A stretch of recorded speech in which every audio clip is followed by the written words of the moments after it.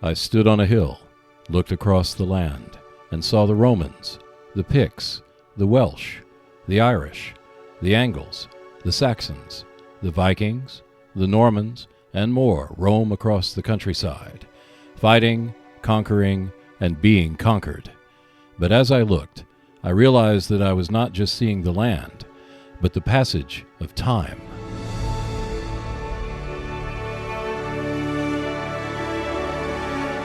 Most wargames focus on a single battle, campaign, or war.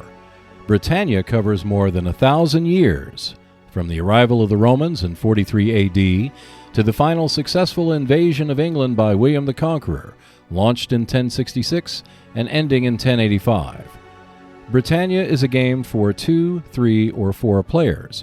The current iteration comes from Plastic Soldier Company, which was preceded by at least 2 versions, one from Avalon Hill, followed by Fantasy Flight Games. A sister game, Maharaja, was produced by Avalon Hill and covers more than 3,500 years of history in India.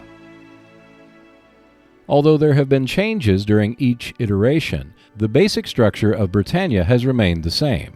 Each player controls a variety of different peoples who occupied various parts of the island over the century. Britannia covers more than a millennium, with players controlling peoples, some of whom have never met. For example, by the time the Anglo-Saxons dominated most of the island, the Romans had long faded from memory.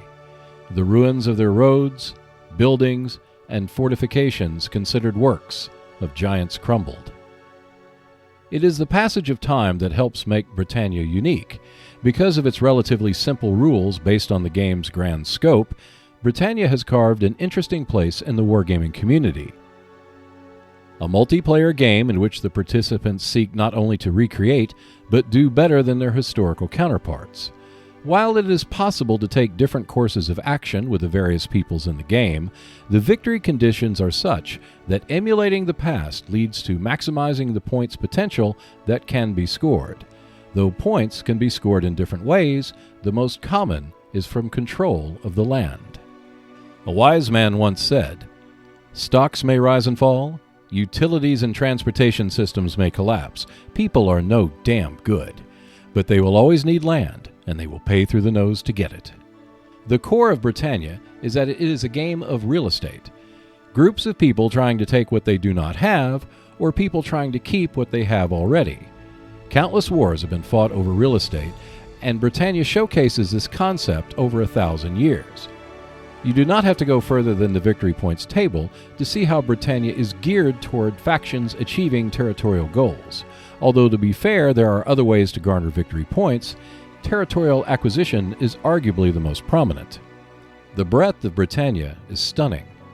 The 1,000 years of transformations caused by the invasions of different people led to the Britain that we see today, although separated from Europe by the English Channel. It is clear from the game the connection the British people have to the continent which shaped their past. The lessons learned just from the concept of Britannia alone put it in a unique place. Players do not learn about the results of a battle, or campaign, or a war.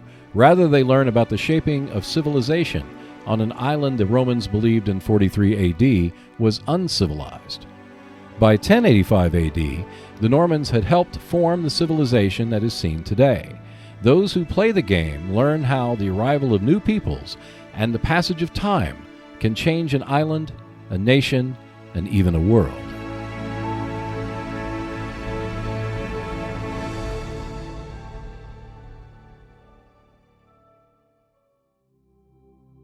Thanks for watching. If you enjoyed the video, please like, share, and subscribe. And I'll see you next Wednesday.